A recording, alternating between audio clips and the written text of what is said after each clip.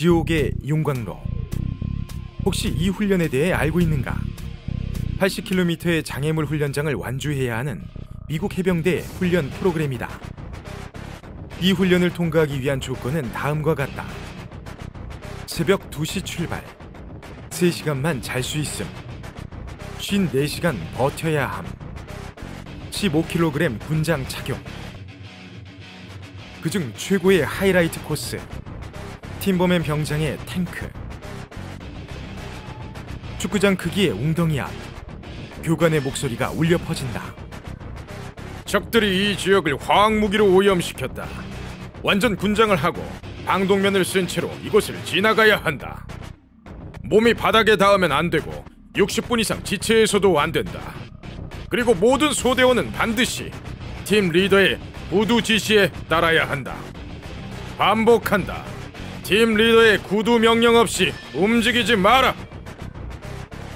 지옥의 코스를 앞두고 다들 긴장해 있을 때 한 소대원이 웅덩이 가장자리에서 나무 판자와 밧줄을 발견했다. 그에게 한 가지 아이디어가 떠올랐다.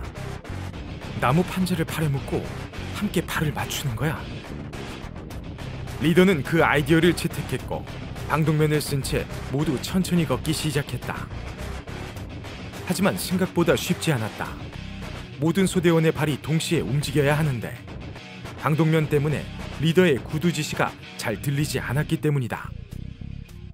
큰 소리를 낸다 할지라도 전 소대원이 자신의 목소리를 들을 수 없다는 걸 깨달은 리더는 소리가 아닌 신호로 박자를 맞추기 시작했다.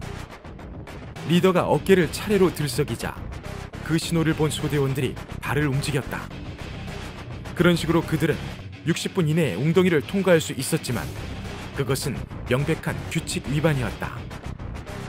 리더의 구두 지시만 따라야 했으니까. 하지만 교관은 이들을 합격시켰는데 그 이유를 직접 들어보자. 훈련병들은 방독면을 쓰고 있어서 소리를 잘 듣지 못한다는 걸 이미 알고 있습니다. 웅덩이를 건너는 유일한 방법은 제2의 해결책을 생각해내는 것이죠. 우리가 그들에게 가르치는 건 명령대로만 움직일 수 없다는 사실입니다. 때론 혼자 힘으로 상황을 통제하는 방법을 생각해내야 하니까요. 일치월장의 저자 신용준 박사는 이렇게 말한다. 전쟁과 승부의 세계에서 현장은 불확실성 덩어리입니다. 전략에 따른 세밀한 계획이 소용없을 때가 많죠. 그래서 예기치 못한 상황에서 중요한 게 바로 정보에 대한 맥락을 이해하는 것입니다. 상부의 결정이 현장 상황에 맞지 않다면 현장 실무자는 규칙과 명령을 어길 수 있는 독립적 사고를 할 수 있어야 하죠. 미국 플로리다행 비행기의 조종석이 운항 중 연기에 휩싸여 비상사태가 발생한 적이 있었는데 원인에 대해 전혀 알 수 없어 조종사는 관제사에게 하강을 요청했습니다. 그런데 하필 그때 600m 아래 다른 비행기가 있던 거예요. 연방항공국의 규칙에 따르면 비행 중 다른 비행기와 300m 이상 고저 차이를 유지해야 합니다. 하지만 관제사는 규칙을 어기고 문제의 비행기에 하강 지시를 내립니다.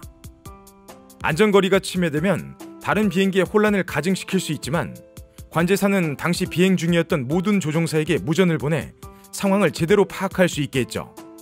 결국 문제의 비행기는 안전하게 착륙할 수 있었습니다. 제가 말하고 싶은 건 바로 이겁니다. 정보가 있는 곳에 권한이 있어야 한다. 그러니까 비상시 규칙을 어길 수 있는 조직 문화를 만들 때 현장에서 리더의 계획과 매뉴얼을 뛰어넘는 창의적인 판단이 나올 수 있는 겁니다. 전설의 복서 마이클 타이슨이 한 말을 절대 잊지 마세요. 누구나 계획이 있다. 주둥이를 얻어 터지기 전까지는.